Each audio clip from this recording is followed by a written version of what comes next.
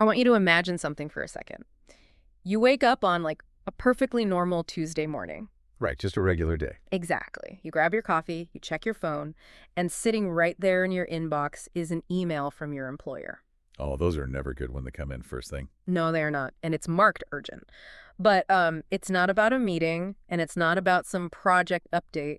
It's an alert telling you that your most sensitive, completely irreplaceable personal details. And we're talking, your bank account routing numbers, your social security number, your national ID. The really scary stuff. The terrifying stuff, even your dependents' information, it's all been stolen, siphoned right out of the company's internal network. Wow. And here's the kicker, right? You didn't do a single thing wrong. Right. You didn't, fall for a scam. Exactly. You didn't click a sketchy phishing link. You didn't reuse an old password from, 10 years ago. It happened because of a hidden microscopic flaw in the software that your company relies on every single day. A flaw that absolutely nobody on Earth knew existed until the thieves were already, walking out the door with your identity. It is a genuinely terrifying scenario Yeah. because it completely shatters that illusion of control we all like to hold on to of the digital age. 100%. We want to believe that if we just follow the rules, if we just have good digital hygiene and use two-factor authentication, we are safe. We basically treat security as an individual responsibility. Yeah, and that loss of agency is what makes this so chilling. You are doing everything right, but your data is just collateral damage in a war you didn't even know was being fought. Exactly. You're just caught in the crossfire. And that exact nightmare scenario is what we are diving into today. So welcome to our latest deep dive. Glad to be here. Today, we are pulling our insights from an incident report published on July 3rd, 2026. This is by Tech Talks with Kinsoft. And our mission for this deep dive, we are going to completely deconstruct the massive Nissan cyber attack. It's a big one. Huge. We are going to look under the hood to understand the terrifying, invisible mechanics of what the cybersecurity world calls a zero-day exploit. Right. And probably most importantly for you listening, we are going to figure out how organizations, and by extension, all of us really, can possibly defend against an attack that is seemingly unpreventable. Okay, let's unpack this. Let's do it. Let's start with the hard facts of the breach itself, because the sheer scale here is just staggering. On June 29th, 2026, Nissan came forward and disclosed that employee data had been exposed across a massive swath of its operations. We're talking the United States, Canada, Mexico, and Brazil. Yeah, the geographic spread is imposing, obviously. But the detail that should actually make you sit up and take notice is the nature of the data that was targeted. Right. The Kinsoft report is incredibly explicit about this. Yeah. The attackers didn't walk away with, marketing metrics or a list of email addresses for people who just signed up for a test drive. No, this was the deeply personal stuff. The data stolen included contact details, bank account information, social security numbers, national ID numbers, detailed tax and financial information. It's a goldmine. It really is. And even records for the employees' dependents and beneficiaries. And I gotta say, that last one really gets me. Yeah. They took the data of employees' children. It is literally the ultimate starter kit for identity theft. It really is. And let's actually drill down into why that dependent data is so valuable. Because people might wonder, why target kids? Right, they don't have bank accounts to drain. Exactly. But children have completely clean credit histories. So, a stolen social security number of a dependent allows a malicious actor to commit what's called synthetic identity fraud. Oh, wow. Okay, explain that. Well, they combine real data, like the kid's SSN, with fake names and fake birth dates to open brand new lines of credit. That's horrifying. It is. And the victim often doesn't even find out until they turn 18 and, apply for a student loan or a car loan and realize their credit is completely ruined. That is just brutal. Yeah. And in the cybersecurity industry, we constantly talk about a company's crown jewels. Right. Yeah, and that's what's important stuff. Exactly. For decades, the assumption was always that the crown jewels were proprietary source code or top secret product designs or unreleased financial earnings. Like the recipe for Coca-Cola or something? Exactly. Right. Yeah. But this report rightly emphasizes a major paradigm shift. Today, a company's HR systems and their ERPs, their enterprise resource planning systems, those are the true crown jewels. I want to pause on that term for a second, ERP, because it gets thrown around in corporate meetings a lot. But for you listening, think of an ERP as like the digital central nervous system of a business. That's a great way to put it. Yeah, it's the software that ties everything together.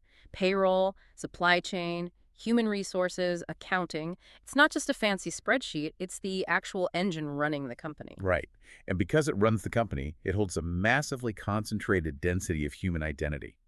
What's fascinating here is the fundamental shift in how we have to view corporate vulnerabilities. Tell me more about that. Well, we are rapidly moving from an era where the primary goal of cyber warfare was stealing corporate intellectual property Sure. to an era where the ultimate liability is the human workforce's personal data. It completely flips the script on a heist movie, doesn't it? It really does. I mean, imagine a crew of highly sophisticated, heavily armed bank robbers breaking into a heavily fortified corporate headquarters. Okay. They get inside and they completely bypass the massive titanium vault containing all the corporate secrets, the cash, the blueprints for the next generation car engine. Right. They just walk right past it. Yeah.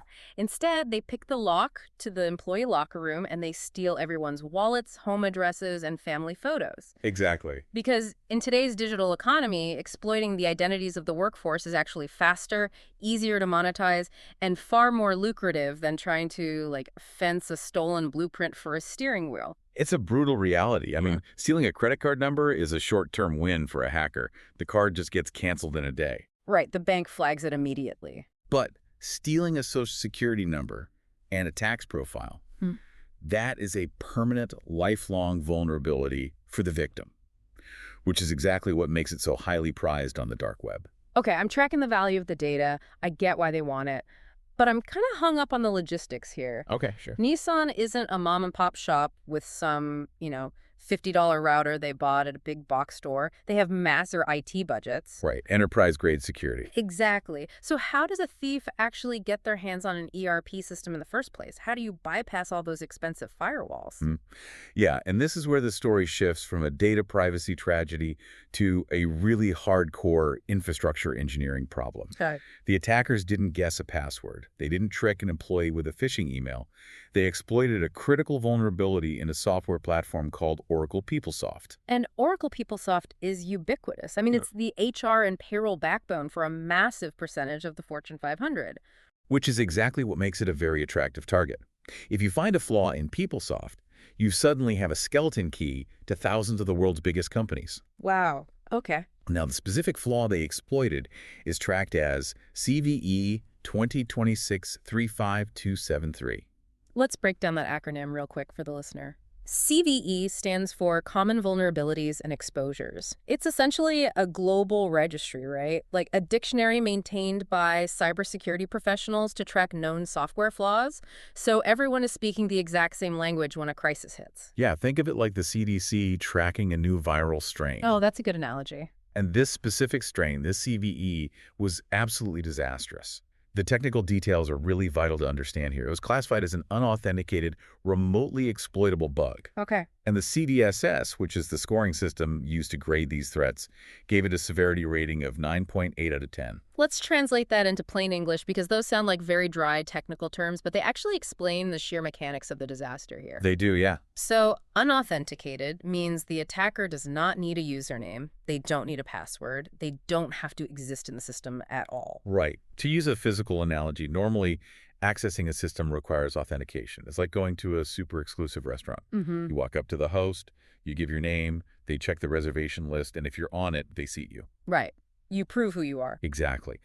But an unauthenticated exploit bypasses that entirely. It's like standing outside the restaurant and sliding a highly specific kind of malformed note under the door directly into the kitchen. Okay, I like this. And this note is written in such a weird, confusing way that it tricks the kitchen staff into immediately opening the back door, completely bypassing the host stand out front. That's wild. So the software just blindly executes a command because the programmers never anticipated someone sending a request formatted in that exact bizarre way. Precisely. They just didn't see it coming. And then the remotely exploitable part means they are sliding that note under the door from like a laptop in a basement halfway across the world. They don't need to be physically standing on the Nissan campus. Not at all. Now, about that 9.8 out of 10 score, I mean, if 9.8 is this bad, what separates it from a perfect 10? Well, a 10 out of 10 usually means the vulnerability is incredibly easy to execute, requires basically zero technical skill, and grants total unfettered administrative control over the entire network immediately. Oh, wow. Okay. Yeah. So a 9.8 is essentially a 5-alarm fire. The door's wide open, and anyone with the right script can just walk right through. That is terrifying. But the detail that elevates this from a serious engineering problem to a full-blown absolute crisis is the timeline, because this was a zero-day exploit. Right, and the Kinsoft report states that attackers were actively using this vulnerability in the wild between roughly May 27th and June 9th, 2026. Yeah. But Oracle didn't release an advisory or emergency mitigations until June 10th. Wait, so for 2 weeks, companies were essentially sitting ducks through no fault of their own. How is it fair to expect a company to defend against a ghost? Your pushback about fairness is the exact question keeping every chief information security officer awake at night right now. I bet. A zero-day simply means the software vendor has had 0 days to prepare a patch because the attackers discovered the hole before the good guys did. Right. And during that window, there is no patch. You literally cannot apply a fix that has not been invented yet. So what do you do? Well, to answer your question about how a company defends against a ghost, we have to look at the other major failure the Kinsoft report points out.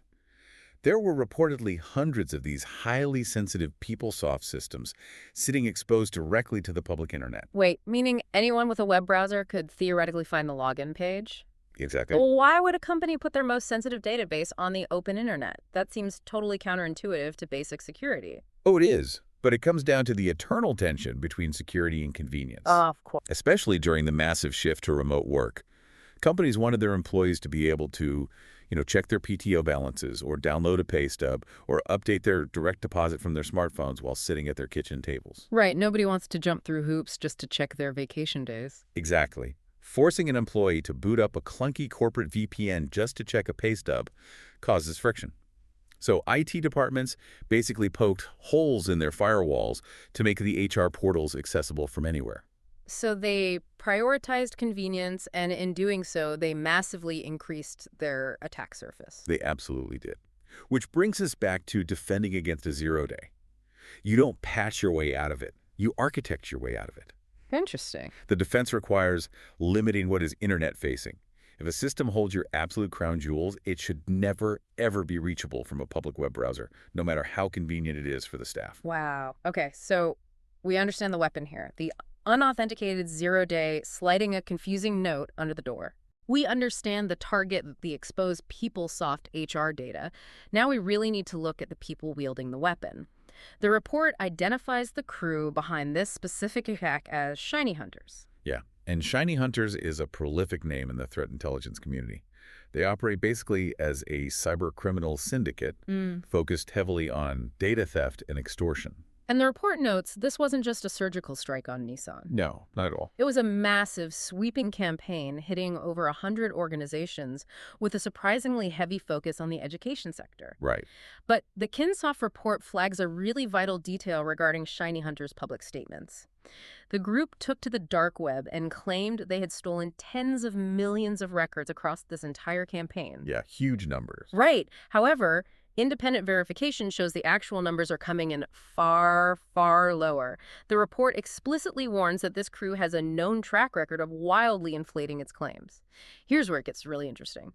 Why would hackers exaggerate their haul? Is extortion essentially just a perverse form of PR for these threat actors? If we connect this to the bigger picture, extortion is absolutely a form of dark public relations. Wow, dark PR. Yeah, you have to stop thinking of these groups as, lone hackers in hoodies and basements and start viewing them as illicit corporations. Because they have structures, right? Oh, absolutely.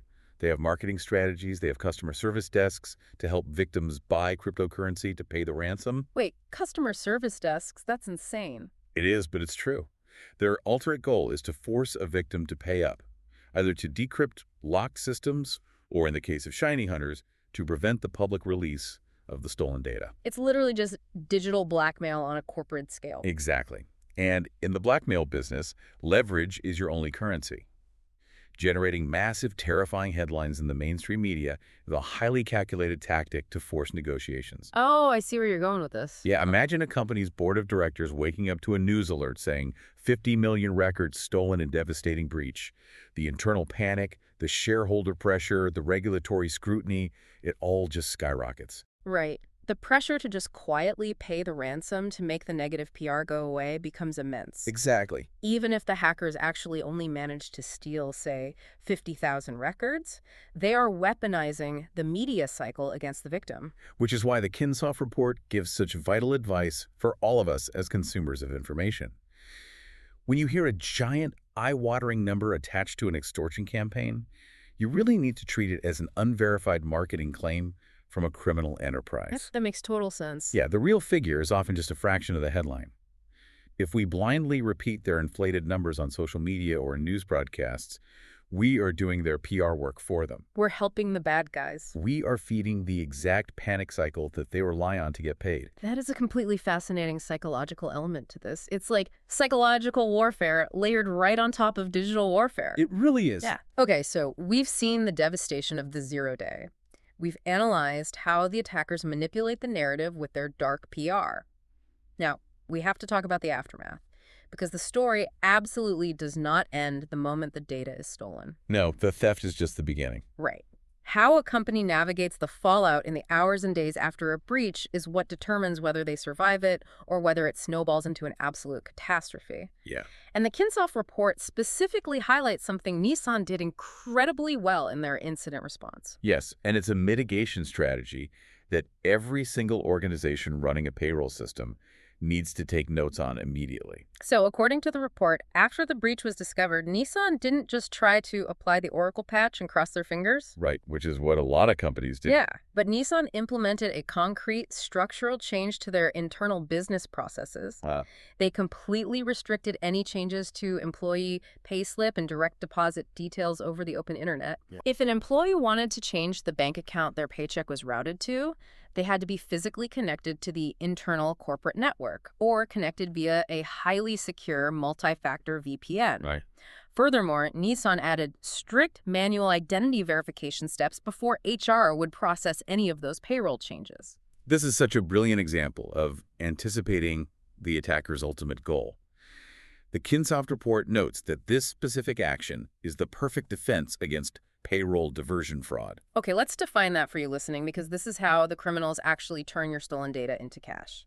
Payroll diversion fraud is basically the second act of the play. Right. The attackers steal the data in Act 1.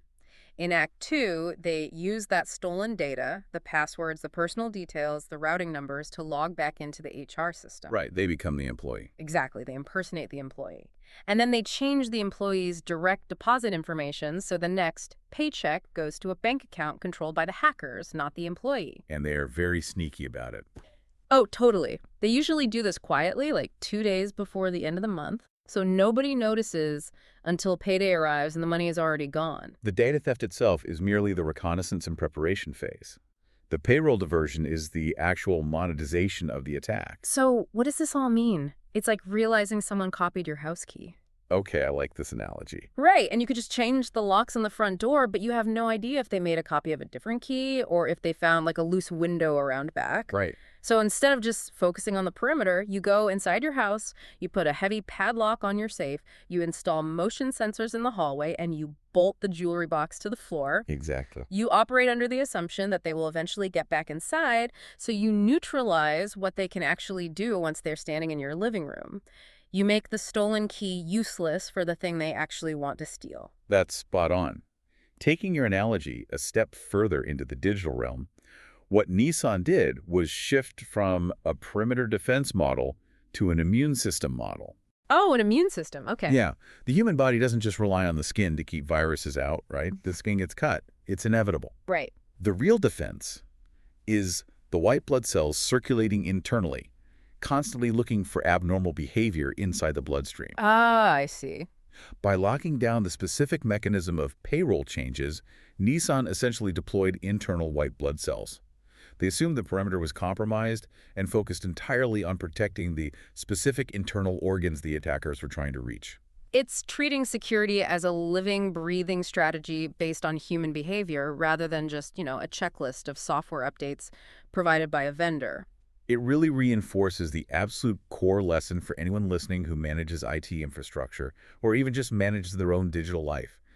Security must be a layered defense in depth. Right, multiple layers. Organizations have to audit their internet-facing applications relentlessly. They have to understand exactly what internal organs are exposed to the outside world, and they have to lock them down behind VPNs or zero-trust architecture before a zero-day vulnerability forces them into crisis mode. Because you can't wait for the crisis. No, because as this Oracle PeopleSoft incident proves, the window of time between a vulnerability being discovered by bad actors and your entire database being compromised is shrinking to essentially zero. It truly is a race against an invisible clock. And in this case, the bad guys had a full 2-week head start. Yeah, they're really good. Well, let's briefly recap the mission we set out on for you today. We've explored the sheer devastation of the Nissan cyber attack and the invisible mechanics of the Oracle PeopleSoft breach. It's a lot to take in. It is. We've looked at why HR data, rather than corporate secrets, is the new, highly prized crown jewel for cybercriminals. We unpack the terrifying reality of an unauthenticated zero-day exploit, a flaw that basically bypasses the bouncer entirely and leaves companies defenseless for weeks. We discussed the psychological dark PR games played by extortion groups like ShinyHunters to weaponize the media and inflate their leverage. And finally, we looked at the crucial concrete lessons in incident response. The absolute necessity of minimizing your internet exposure, prioritizing security over convenience, and actively closing the internal doors like Nissan did with payroll changes to prevent the secondary fraud that inevitably follows the initial theft. It is a massively complex, multi-layered crisis. Yeah. But pulling it apart and understanding the anatomy of how it actually functions mechanically and psychologically is really the only way organizations can build resilient defenses moving forward. I completely agree. And I think that leaves us with a final lingering thought for you to mull over as we wrap up this deep dive. We've spent this entire time talking about how zero-day vulnerabilities mean the initial breach is, in many cases, almost inevitable. Right. If you can't patch a hole you don't know exists, are you ever truly safe? It raises a provocative question. Does the concept of a completely secure system even exist anymore? That's a huge question. Or, as we move into the future, will we stop measuring a company's security by the height and thickness of its digital walls and instead measure it purely by the speed, the intelligence, and the adaptability of its internal response when those walls inevitably fall? The lock on the front door might always be vulnerable to a new kind of lockpick. The real question is what the system does the exact moment the door swings open. Thank you so much for joining us on this deep dive today. Keep asking questions, keep looking under the hood, and we'll see you next time.